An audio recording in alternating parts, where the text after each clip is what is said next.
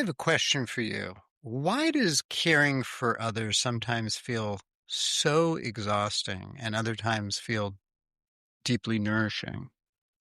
Today on the podcast, which I'm recording on Giving Tuesday, I want to talk about the quality and importance of compassion. Compassion is a muscle, and how do we strengthen it without burning out? So stay tuned.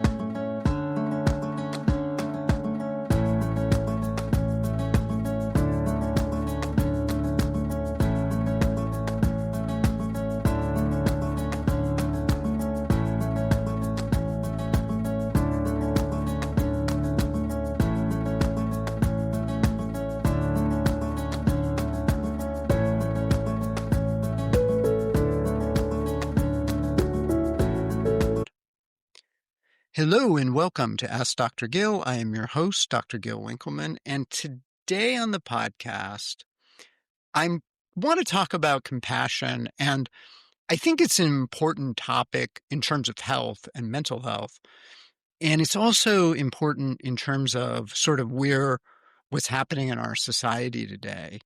And there's definitely in the United States some things happening that I would say most people would agree, regardless of your political affiliation, are concerning. And concerning in the sense that we're creating more divisions within our society instead of unification. And in the last episode, I talked about Blue Man and kind of how that idea, that concept is something that's unifying to all of us. And so I think that's an important backdrop as far as understanding how compassion and why it's important. And just as a few examples, as an example, I have worked with people who are incredibly giving as individuals, and then at some point they collapse and they're not able to do it anymore. The question is what is that about, right? Why is it that happens? It's not an easy question to answer. In my work with many of the people I went to medical school with, they have experienced burnout in a big way. And I think that comes from a place of, for many reasons, but it's not that they don't want to help. They definitely want to do that. They just feel like they can't anymore. And so what I want to talk about is how do we give and ground ourselves in a way that what we're doing energizes us and becomes sustainable, but isn't a sacrifice. So a couple of things that I want to talk about. Oftentimes when we talk about compassion, this idea of empathy is in there as well, and as well as sympathy. But empathy is important, and it's kind of like the driving system for compassionate action, which is the ability to experience on some level what someone else is experiencing. It doesn't mean that you're necessarily having the exact experience. It just means that there's an aspect of I am engaged with somebody in a way that I understand where they're coming from and feel that. Now, this can be tricky because oftentimes if you're an empath or incredibly empathic, it can lead to burnout. This is where some of the burnout can come from because you're taking in everything that the other person is feeling. And so this is why sometimes the circuits in ourselves can be flooded, if you will. And there's some science behind this, by the way, in terms of how the brain waves and I've talked about this, they're called gamma waves, that those can kind of be on there. And being able to protect yourself and kind of feel that is really, really important. There's actually a book by an MD called The Empath Survival Guide. And I've actually recommended this to several patients over the years. And it has exercises, and I'll talk a little bit about this in the second half of the show, but it has exercises in terms of how do you protect yourself in these situations. And I think when you're moving into compassionate acts and sort of engaging with people, these are things to keep in mind. So now let's shift gears a little bit and talk about some of the neuroscience related to compassionate action, compassionate states. One of the things I would say is that when you're compassionate, there are definitely more parasympathetic states that show up in the body. So typically what we find is this is engaging the ventral vagus activation. So you're engaged with someone, it's in a healthy parasympathetic state, you're face to face, if you will. And generally it encourages safety, openness, and connection. And your ability to stay present is a big part of this. Now, I do have another podcast on embodiment, and I didn't mention this, but when you're embodied, when you're present with yourself, when you're feeling what's going on in yourself, that is one of the best protective mechanisms in terms of not getting burned out. Because when you're in that place, you can recognize, oh, this isn't mine, or I need to remove myself from the situation because this is getting too intense for me. And so there's less of a chance that you're going to get flooded in this situation. The other, in far as the neurochemistry, oxytocin is released, which is really important for bonding and trust. Serotonin is released. There's aspects of the brain that motivate us to want to help, want to engage with others. And it's not just a nice idea, compassion. It's a neurobiological skill. In other words, the more that you practice compassionate acts, and that can be active listening, by the way, with somebody, the more that your body is able to do that, and the less sort of toxic, if you will, that it becomes. And I mean, this is where I think some of the things I've talked about, meditation, neurofeedback, this is where it can help bring you into a place where you can engage better with others. And if you're a parent, like this is a must in terms of raising your children. Why is it that people might get fatigued from compassion? Well, it could just be that you're chronically stressed, and the nervous system can be stuck in fight or flight. And in that situation, you don't know that you're getting flooded. You don't know that you're in danger. You don't know that you need to disengage. So if you're in a chronic stress state, then engaging in something can be challenging because it's always going to end up that you're going to get flooded. So I think that's one of the things. I think people with a trauma history, that is definitely the case with, if you haven't dealt with it in terms of chronic stress, but also sometimes caring for others activates your own wounds. And I know I've been, seen people who they're taking care of someone who has a similar situation as they had, and they will say to me, yeah, I thought I was over this, but apparently something got triggered. And so that can be a piece of this too. And, and along those lines, sometimes people feel overly responsible in situations, which might come from trauma, by the way. And I think usually does. So it's like you feel that you're responsible for helping whatever it is that you're doing, whatever person you're trying to help as well. And that's because maybe you were trying to save one of your parents, as an example, or a sibling. And so you're reliving that experience, which is actually activating something that's buried within you. So that's another possible reason for compassion fatigue. cultural programming is a big piece of this is too, and it's rampant in healthcare.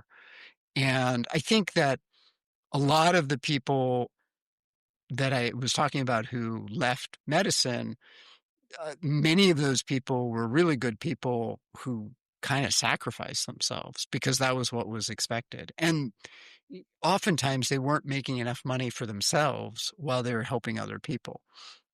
I know during the pandemic, there was a big issue with nursing, at least here in Hawaii, where nurses were just getting burnt out with everything going on. And I mean, there are multiple factors on that. So I just want to say that your inability to be compassionate all of the time is not a character failure.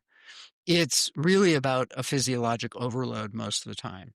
And the more that you can kind of ground yourself, feel embodied, and and kind of engage with that, the more capacity that you will have to be compassionate. And I'm going to take a quick break. And in the second half of the show, we're going to talk about what you can do to help be more compassionate. So stay tuned.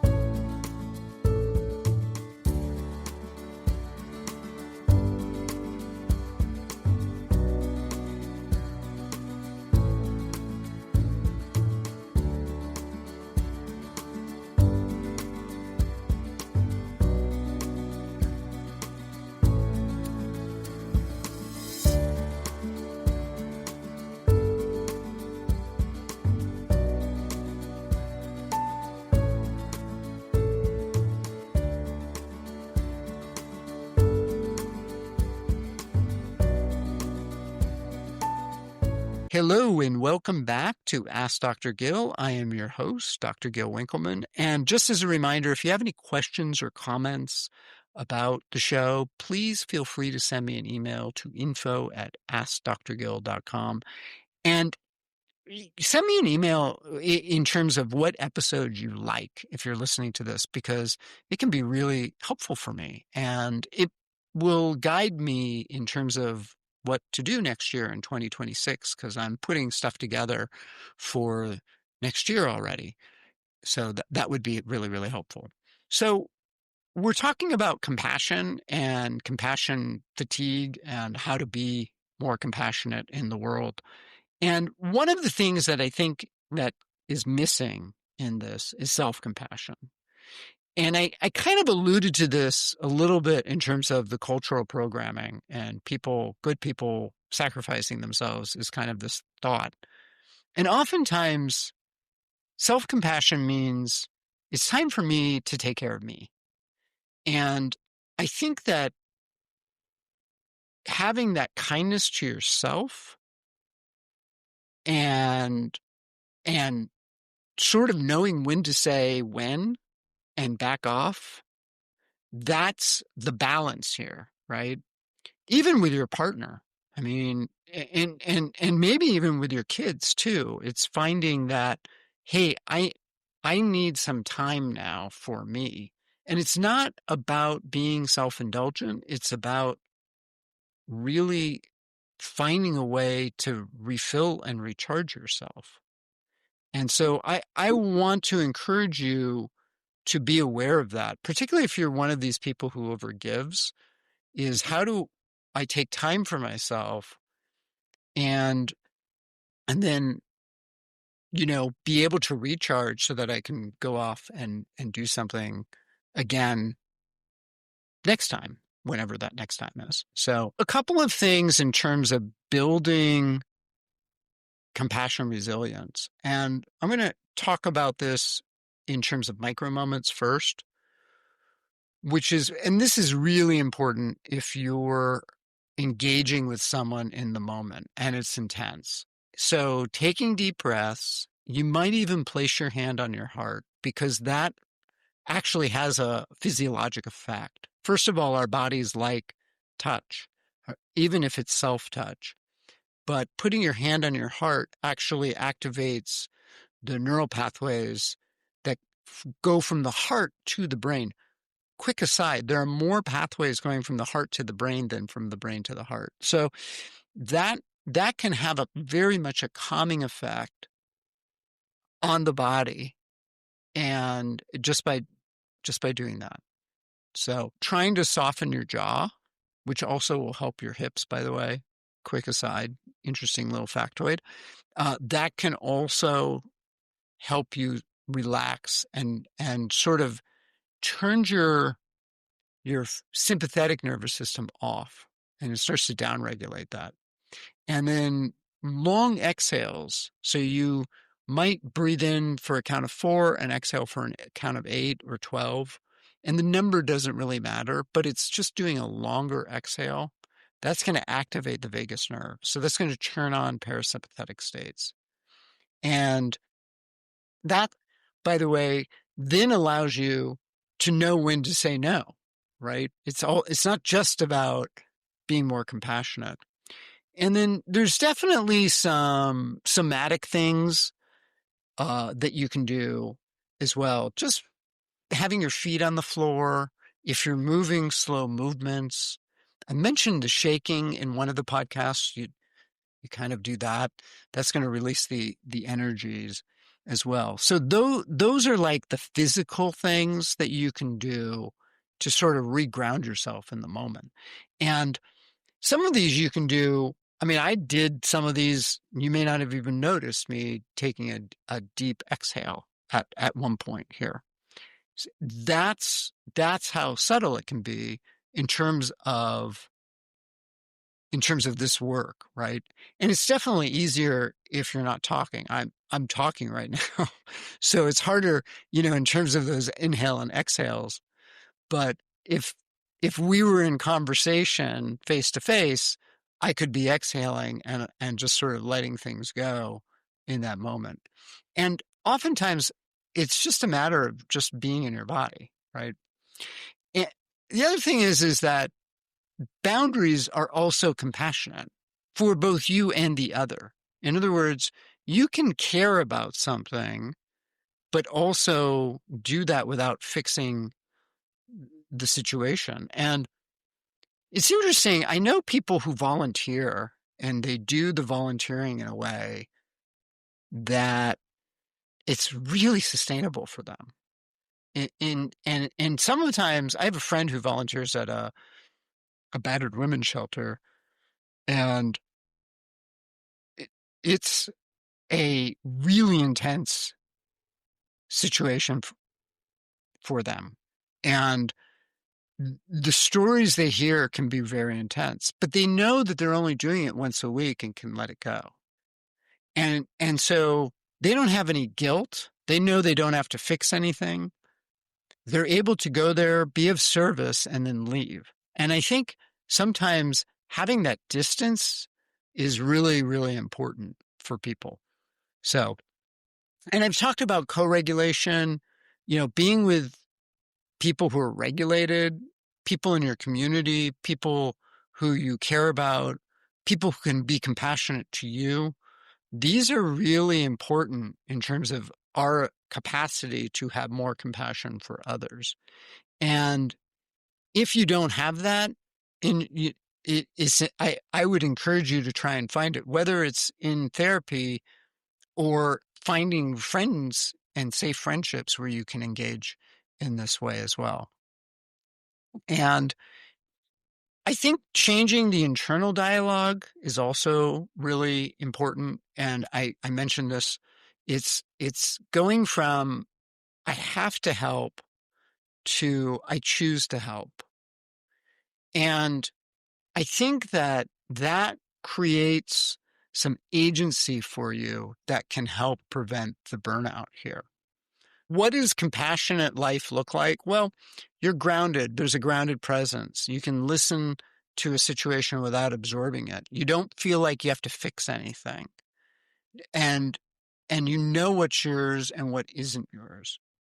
Your actions are aligned with your values as opposed to the guilt. In other words, you don't just do something because the other person needs help or you feel bad for them. You do it because there's an aspect of your value structure in alignment with what it is that they need. The main thing, if you take one thing away from this today, is that having an embodied state while you're engaging with someone helps increase your clarity, your boundaries, and your energy.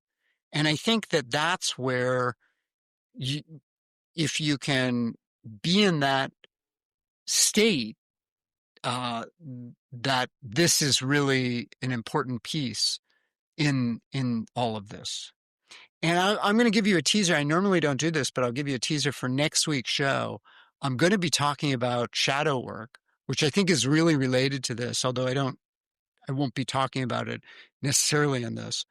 But it's the part of ourselves that we hide from ourselves.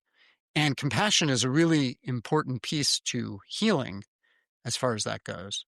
So, and if you want more information about all of this, I'm offering a workshop in January on changing your health stories. And we're going to, as part of that, talk about compassion and energy and shadow work. And I think this is a really important piece in terms of healing for people. And we're going to be coming about it from different angles. So it's applicable to a lot of different people as far as that goes. So that's what I got for you today. I hope you really enjoyed this, and I will talk to you next time.